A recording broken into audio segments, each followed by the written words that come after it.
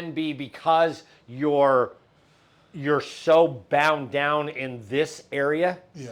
Because it is a sling, of course it's good. You're tight. It's like a guitar string. You Yeah. put tension on one area of it, you're going to change what the guitar string does. So basically, that's why when we showed like that ulnar nerve floss, you Yeah. can't do the ulnar nerve floss the way we want you to. Yeah. So, but no problems after like the last session. Nope. All right. Let's check before we do anything. I want to check your grip strength. All right. So bring those two fingers together. Good. You got everything. You're good. Breathe in, breathe out, meet my pressure. Good. See how you can hold that there. That's excellent. Come up here for me. Breathe in, breathe out, meet my pressure. That's better than the last time. So nice. That's what I wanted to see. All right. Now I'm going to do the same thing here. Now, breathe in, breathe out, meet my pressure. See how that's already better than last time. Overhead, breathe in, breathe out, meet my pressure. Do you see how you're able to find that? You were not able to find that. When was that? Friday? Yeah, Friday. Yeah, you weren't able to find that. So now that's telling us that we're basically getting the lines of communication between like the median and the ulnar nerve, because that's what your nerves you're using to do this. So what happens is now we're going to check what your ulnar nerve floss. So that's why if anybody says you have nerve damage, you just proved you don't have nerve damage, because it doesn't matter what I have you doing. If you have nerve damage in 72 hours, you're not going to be able to do that. Right. So that's good. But do you have tight tissue? Yeah, you have tight tissue. So now bring thumb, and we're going to do right side first. So index finger, thumb together, wrap other three fingers around your jaw, and come up and tilt your head to the left. See how you're a little tight, but do you see how you're able to do that? Yeah, but it was tight on this side. Yeah, and it's because we're compressing things that are already being compressed, and they don't like being compressed even more. So, Okay. all right, now do the same thing on the left. That's right. Now, A lot better. It is better because, yeah. What do you feel there? Just tightness through the jaw and Okay. Yeah. All right. All right. You're leaving when? a week from today. All right, we're good with that. All right. All right. So what I want to do is we're going to do some dry needling. We're going to dry needle. We're going to do through the trap. We're probably going to do some stuff up in the scalenes today. We're going to do stuff in the coral pectoral tunnel, and then we're going to go ahead. Definitely. So one thing I noticed is like,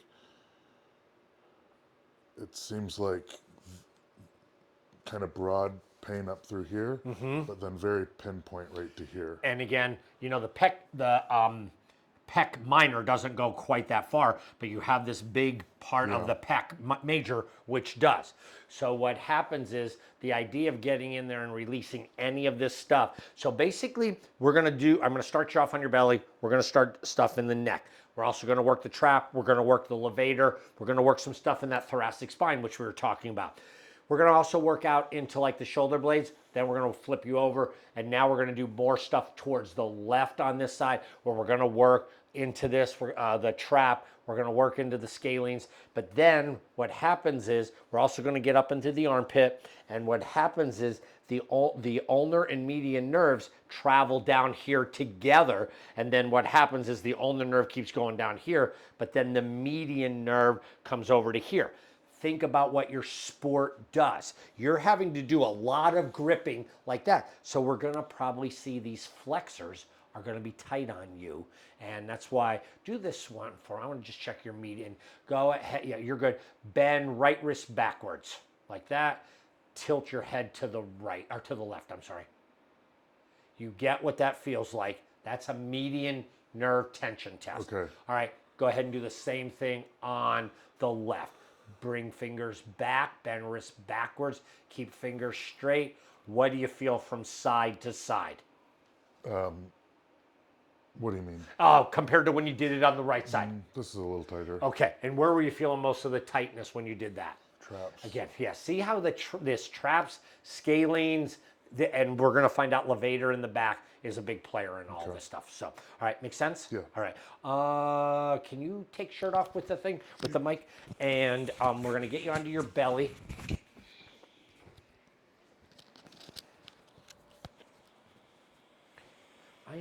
You're going to put this pillow under your abdomen and your pelvis.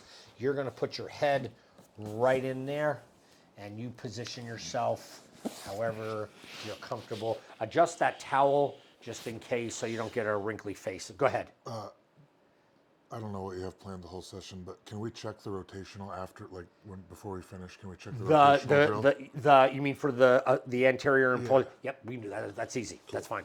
Yep. I feel like I got a good grasp on it. I just want to make sure. All right. No, that's fine. Other questions? Nope. Okay.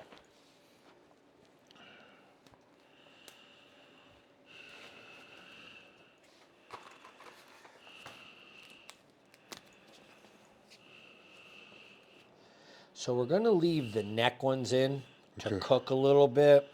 And we're going to go ahead and do both sides Okay. of the neck. And then some of these other spots we'll leave in as well while we work the trap and the levator. Okay.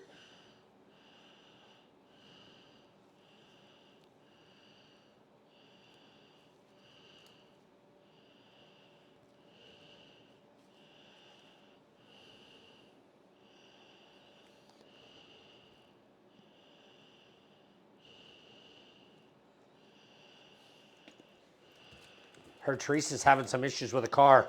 Yeah, she got a rental today. Yeah, because she said she liked that Mazda that she had. Yeah. So.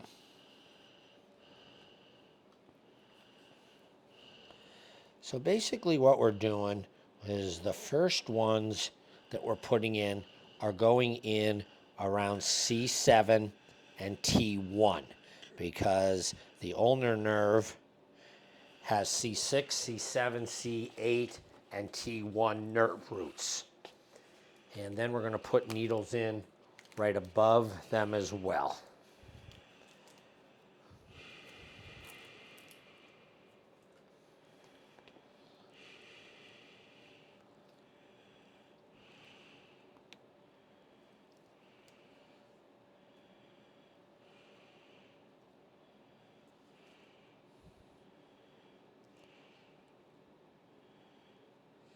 Doing okay? Yeah.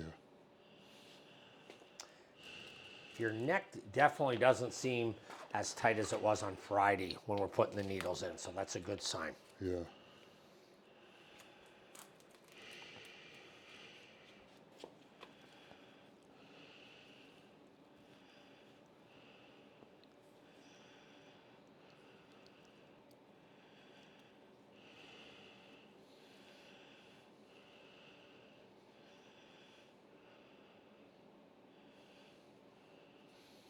Okay, so you have two on each side in the lower part of your neck, and then we're going to do around the T6, T7, thoracic 6 and thoracic 7, and that's like when you were talking about that you used to get like these like lockups and these areas. These are why there's also big homeostatic trigger points right in this area. Okay.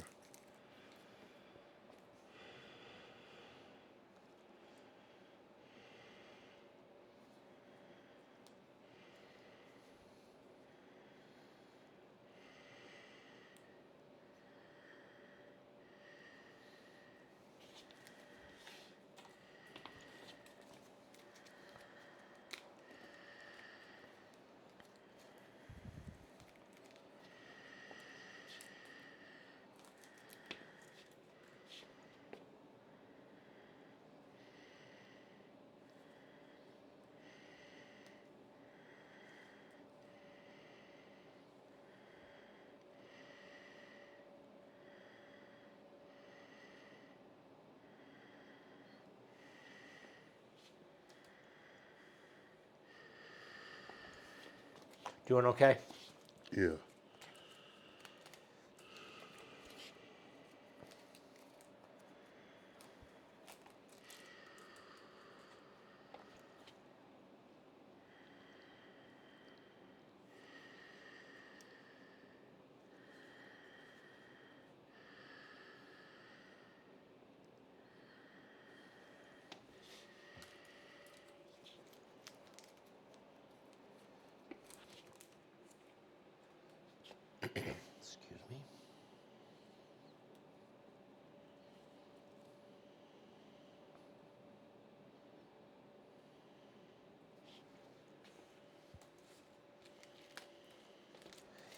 So right now you have 2 on each side of the area of T6 and 7.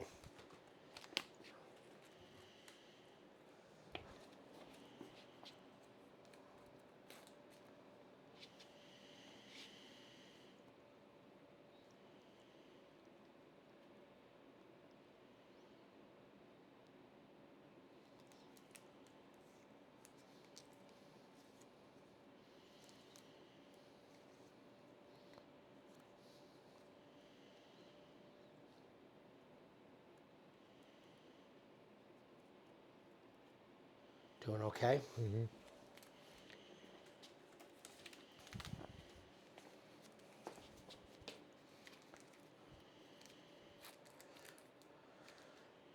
And this is at the homeostatic point for the infraspinatus muscle of the rotator cuff.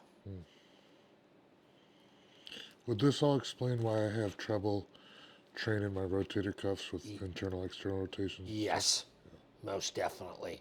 And not today, but some other time, what we will do is we will dry needle the subscapularis, which is your internal rotator Okay. of your rotator cuff, and we'll probably see that your internal, you're going to be tight into your internal rotation Yeah. because your sport doesn't involve a lot of internal rotation. So what happens, your external rotators can get tight. And so you're basically, what you should have when your arm is out at like 90 degrees, your elbow out to the side, you should have about 160 degrees of total motion between internal and external rotation. What I've seen with you guys is I haven't seen that. I see that you guys have, your external rotation is pretty good, but your internal rotation is not that good. Yeah. So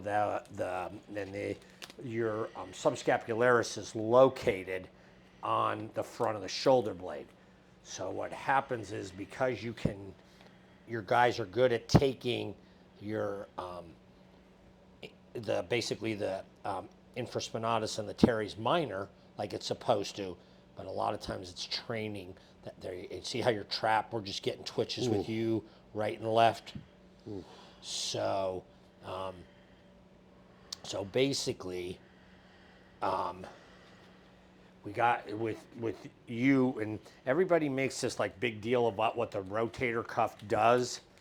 The primary job of the rotator cuff is to keep the head of the humerus centered in the shoulder blade or the scapula.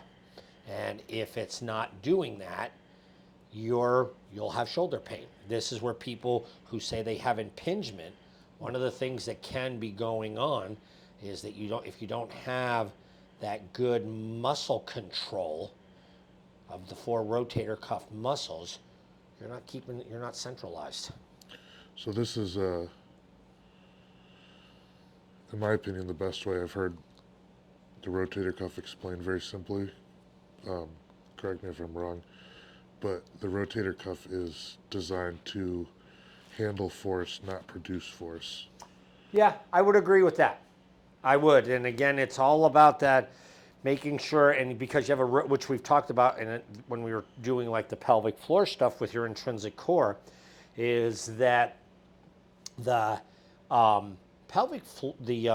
your rotator cuff of your hip, it's designed to keep the head of the femur inside the acetabulum so that you're not getting impingement in the hip as well.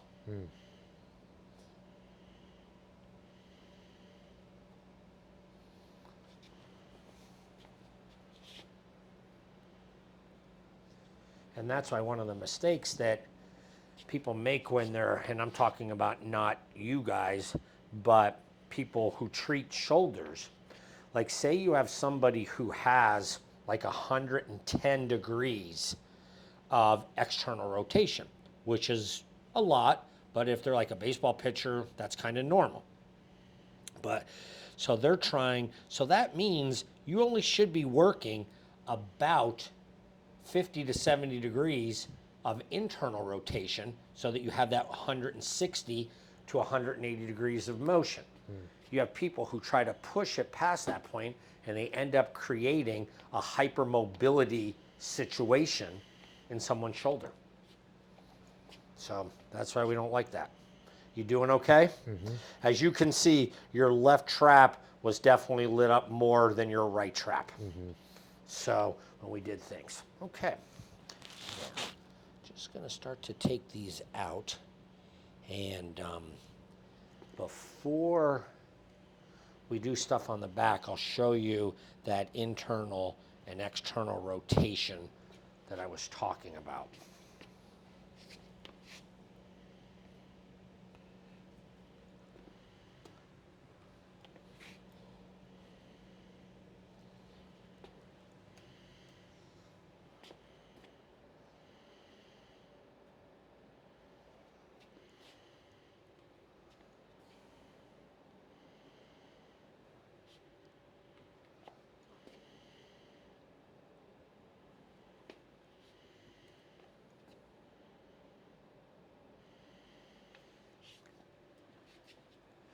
All right, just the right T6 and T7 area got a little bit of blood. So just gonna hold an alcohol pad on that area. I know you're not worried about it, but you might get a bruise in through this area.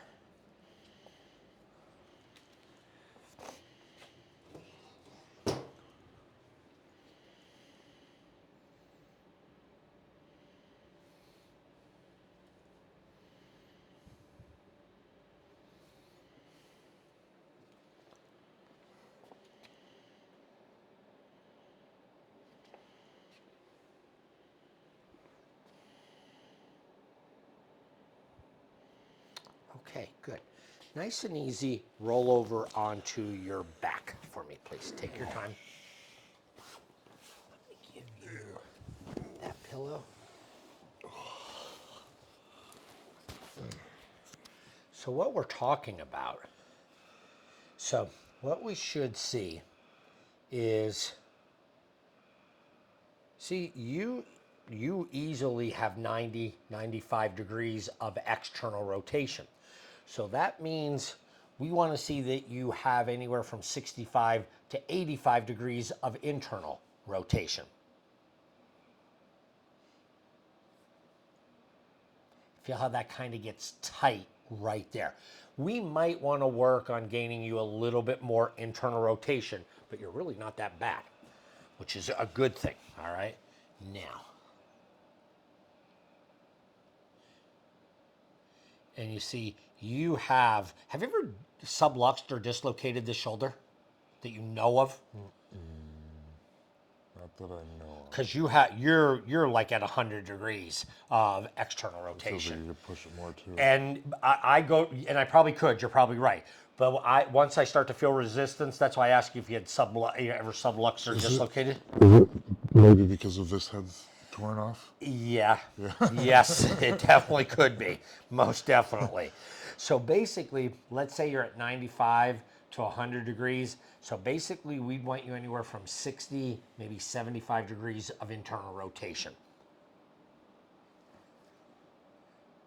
And so you kind of get right about there, which is more in that 40 to 55 degree range. So sometime it would probably be beneficial if we did some work to like the subscapularis here, and you can also work the subscapularis when you come in from like the basically where the shoulder blade and the thoracic spine meet. But you're not too bad. But somewhere along the line, you definitely did something to this shoulder because you definitely have a lot of external I rotation. got cranked on so much in so many weird positions. Yeah, that I think and wrestling is also like miles. so basically that's why, and you're right, I could have kept going and see what'll be here. I want to show you something because this is called an apprehension, part of the apprehension test. But what happens is I'm going to push this back like that, the head of your humerus. Now's when you see how it lets me go way back because I'm not letting the head of the humerus rotate forward. That's how people sublux. So I'm doing the job of those capsular ligaments. So it's going to let me go back even further. So somewhere along the line, you sublux this shoulder, or you dislocated, and what may have happened is you might have just gotten up and you reduced it yourself, and then what you did was you avoided movements for a couple of weeks that were painful, and basically caused things to scar down. But you scarred down in a hypermobile position for external rotation. That's why the idea of someone telling you you have to push internal rotation, it's not a good thing for you. So I would not do it if I'm right now one of your primary people who's treating you. So, all right. So, any questions on that? Make sense? Okay, good. All right.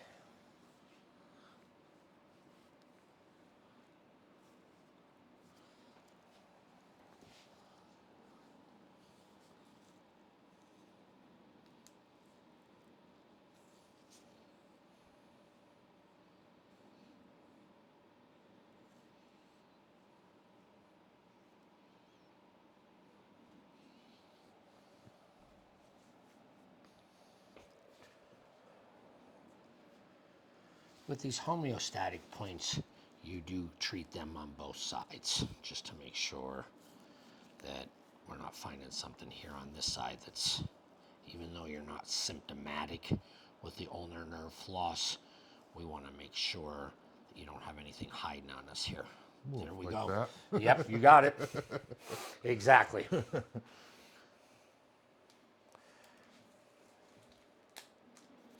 Now we're going to do, and you already said how you are feeling it in the pec, and there is a homeostatic point in this pec region that you're basically anywhere from like two finger breadths down from your collarbone is where you start to look, and you can see we not really having any problem finding tight tissue on you.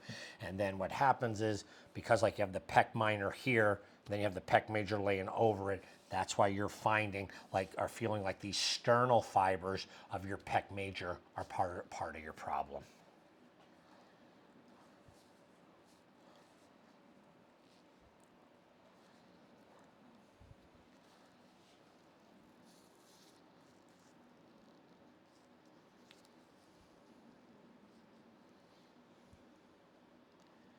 But I think the more I get into treating people from your sport, the more people we're going to find out have like these flossing issues with these nerves. And kind of like I've talked to other people in your sport, that a lot of times when it comes to treatment, you guys are sometimes not being diagnosed or the right areas being assessed. So you're walking around, nothing that you guys did, with these underlying soft tissue dysfunctions that just get tighter. I've also can say that pain tolerance is a major tool that you have to have in this sport to succeed. So there's a lot of stuff that you're not even ignoring the pain. It literally just doesn't register as something that's needs to be taken care of. Right. It's just like a little. Yeah, and I will agree with that, because even like the people that I've treated, they'll go, "Oh, yeah, I get that pain, but I just kind of work whatever." through it," Yeah. and stuff like that. But then all of a sudden, when you start to explain, this pain is like a compensation for this, then all of a sudden things start to click in. And that's what I mean, that I think a lot of times in your sport, not just your sport, but other sports, what happens is the symptoms are what get the primary. There's your twitch already of this pec. The symptoms get the primary emphasis of treatment, and not like the cause of what's causing the symptoms. So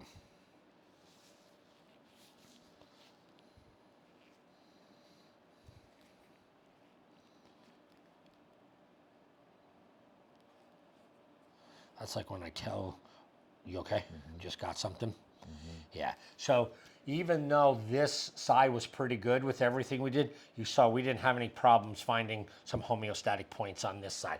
And that's why with your sport, basically regular treatment for these homeostatic points, whether it's like the gun, cupping, the needling, whatever, it's proving that you, as long as you keep these active, these homeostatic points like kind of calm down, you don't have as many injuries.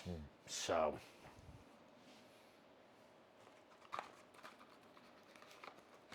okay, next spot we're going to hit is we're going to come up into the scalenes, okay? Because the nerves exit the scalenes right through here. They come under the, go under the collarbone, go through the pecs, then they come into the armpit, and that's where we're going to go next. So what I'm going to have you do is I'm going to have you turn your head to the right just a little bit, not too much. And the spot we use for the scalenes is 2 finger breadths up from the collarbone.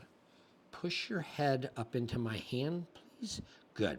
And you'll see like your SCM pops out. So we kind of go right in there.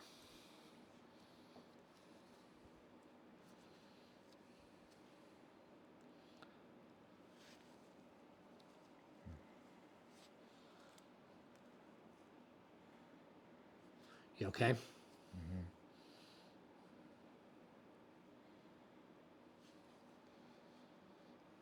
And we don't do, you can turn your head up. We don't do a lot of pistoning in there because you have a lot of blood.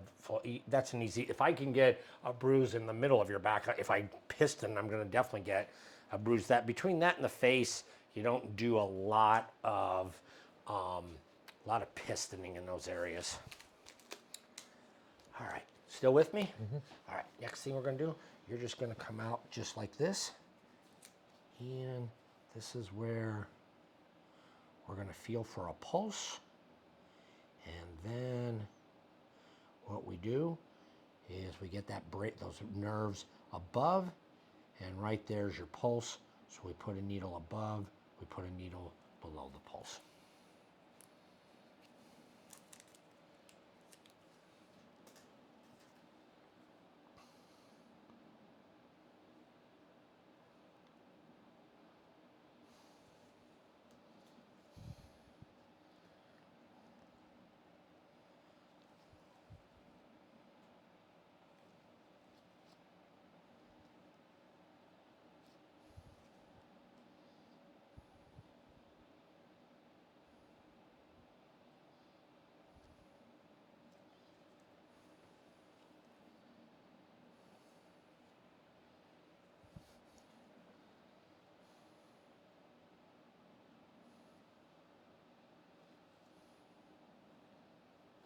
Ooh.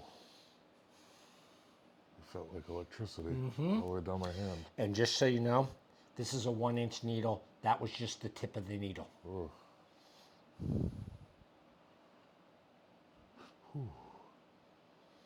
Remember how we were talking about like this coral pectoral tunnel? Yeah. Again, there's a 1-inch needle. Crazy. With the tip you felt. Yeah. That's how ticked off this area is at you. Holy. Can't say that one felt good. No, and it, you know, and even because when you go to the classes, like I get all these done and How stuff does like it that. feel like electricity like that? Because basically you might have been get like that when we release that tissue, you might have got the clamping of the tissue around the nerve. Very normal. That's why you feel for the pulse, because you know if you're feeling the pulse, because part of the nerves travel above the pulse, part of it travel below the pulse.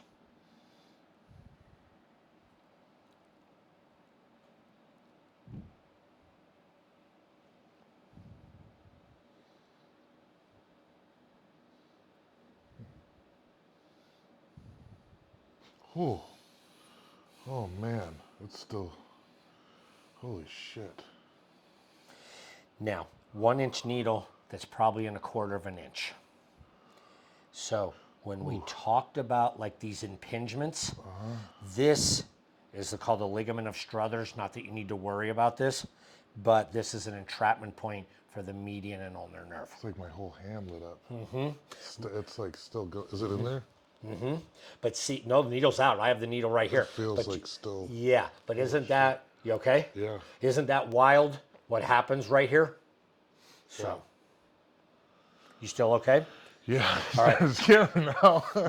But see, what happens is, so think about what, like with what you do, you guys don't really do anything where you're getting this arm out like this. So this tissue right in through this area just is going to get real tight on you guys. And that's why even just introducing that little bit of a noxious stimuli, like the tip of a needle or a 1/4 inch of a 1-inch needle, is bringing your symptoms on. So think about when you, like with not just you, with anybody, think about if you're doing something and your head gets tilted this way where you're putting tension on things up here, and you have your arm out to the side and you do something where you're tensioning, all of a sudden you're getting a traction type of injury to those nerves, and that's what they don't like. So we found spots. We had no problem finding any spots with you because we found pec, we found scalenes, we found trap, we found up in the axilla without any problem. We found down in this area. That's all we're going to do. But like we're going to be thinking about sometime working down in this area as well, because this is like where the bottom of the nerve, the two nerves, the ulnar and the median, come right through here. Okay. So make sense? Questions? Go ahead and sit up for me. Make sure you don't have any dizziness or lightheadedness. Feels a little weird, doesn't it? Yeah, I'm not going to disagree with you at all. So, any dizziness? Any lightheadedness? All right, go ahead and stand up for me, please, when you're ready. All right, bring fingers together. Oh, I'm sorry, I didn't tell you which one. Thumb and little finger for me. And see, Friday you could not do that at all. All right. Yeah, so now you're there. Just look straight ahead. Now, breathe in, breathe out, meet my pressure. See how you can maintain that pressure. Come up overhead, again, just where I can reach. Same thing. Breathe in, breathe out, meet my pressure. See how that's nice and strong. So now you have a test. You can do this on your own. You can do this. You can do this. There's nothing magical about this. And you can either hold it or you can't hold it. And if you can't hold it, it's telling us it's scalenes, it's coral pectoral tunnel, it can be trap, or it can be pec major. But it tells you if you fail both of these, then you're coral pectoral. If you're only failing down here, but you're not failing up here, that's scalenes. If you're here where you're good, but you're not here, then we're talking like pec or that upper trap. So this is why you can do a quick test. And so if it's bad on both, that's okay. That's your coral, where we hit lots of things. And if you go back to last Friday, you were bad in both positions, which people in your sport, and not anybody I think who does like powerlifting, any of that stuff, I think the coral pectoral tunnel is going to be your big player. Can you still have something with the scalenes? Yeah, you can have something with the scalenes. Did we find problems with your traps? Yeah, we found lots of problems with not problems, but we found lots of tight tissue. But I think until somebody proves me wrong that they're not weak here, or they're weak here and they're weak here, that tells me, okay, coral pectoral. If they're strong here and they're strong here, then it's not coral pectoral. It means something else is going on in there.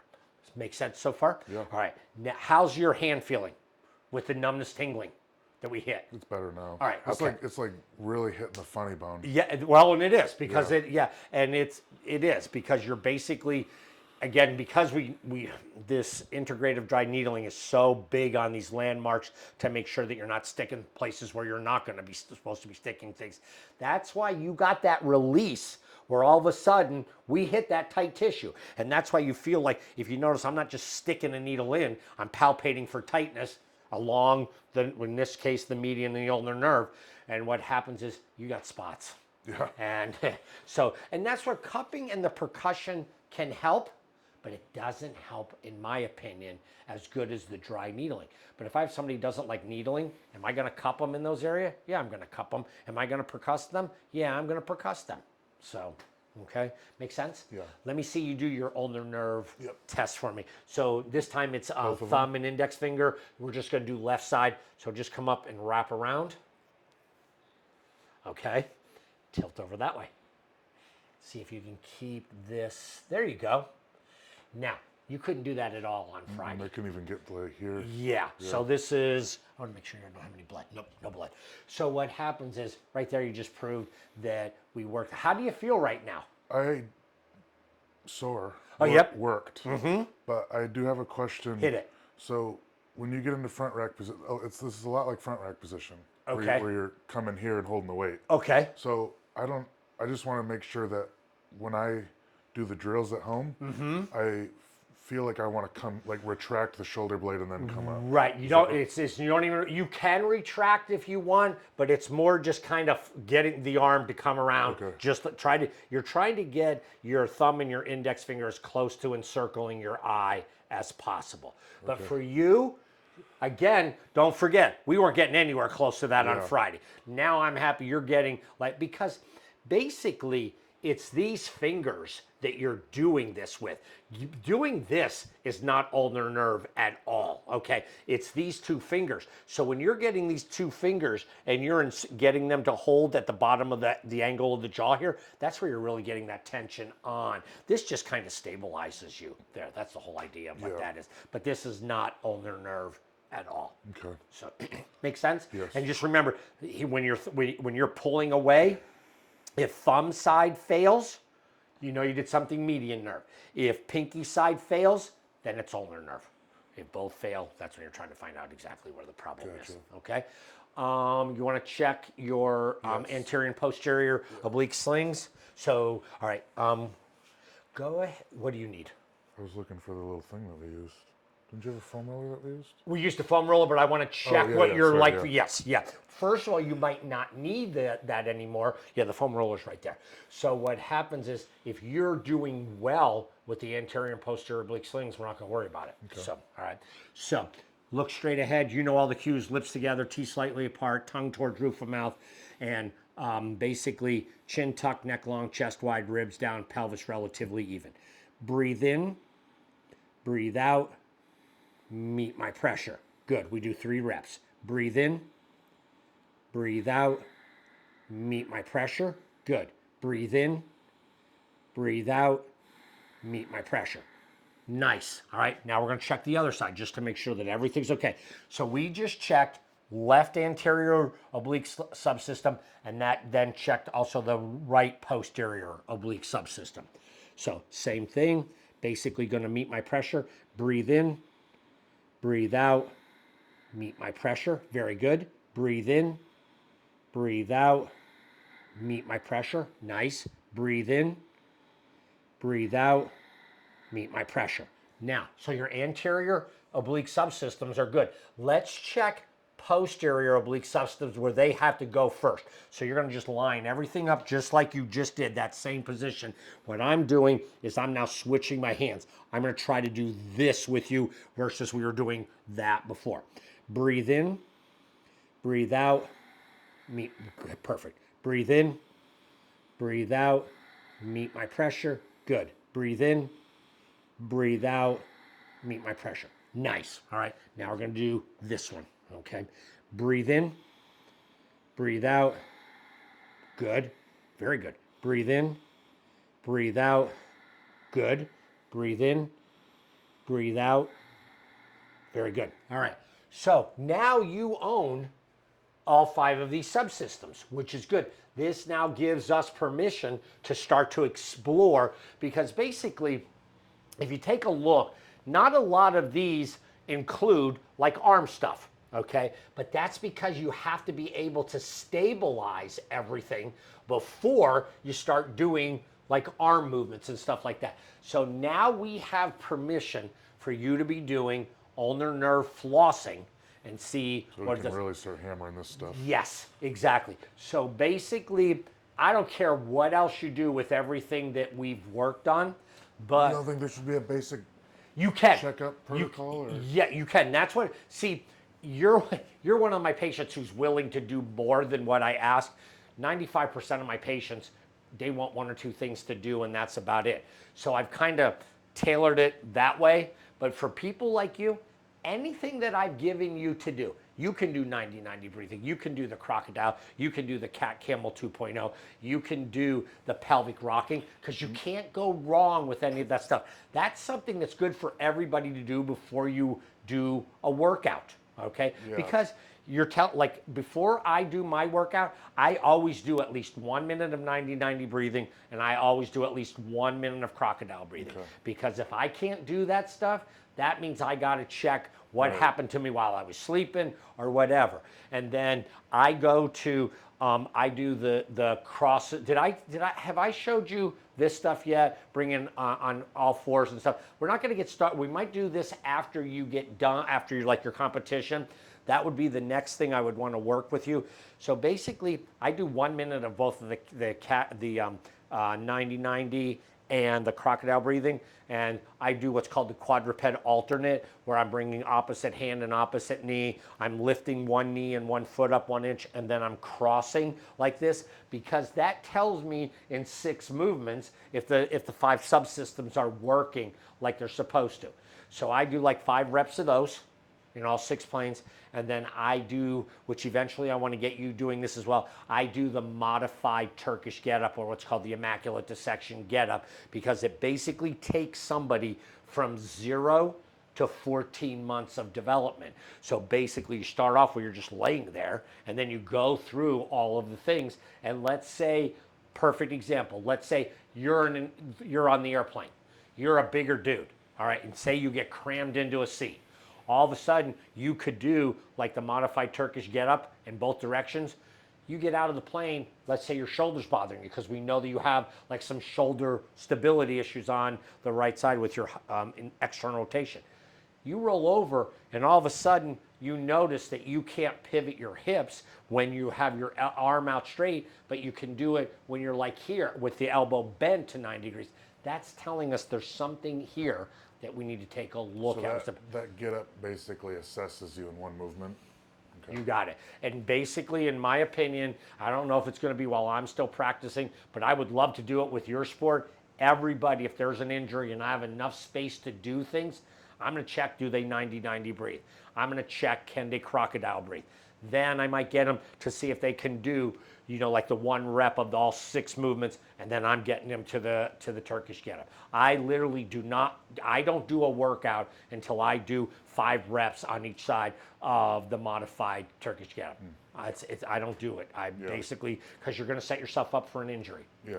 And that's what, when you're back, that's what, if you're doing as well as you're doing now, we're going to run you through that stuff. So, Cool. Questions? Nope. All right, nice job. Thanks. You are done for today. Thanks, brother. You're welcome. Are we Thank seeing you. each other next Tuesday, or are you gone? I am here next. What time do you fly out? Oh, I'm driving up. Oh. I was waiting until we got our last appointment in, and then I was going to Okay. drive up. All right. Yeah. If you want to set up for next Tuesday, we Yeah. can. Yeah, that's fine.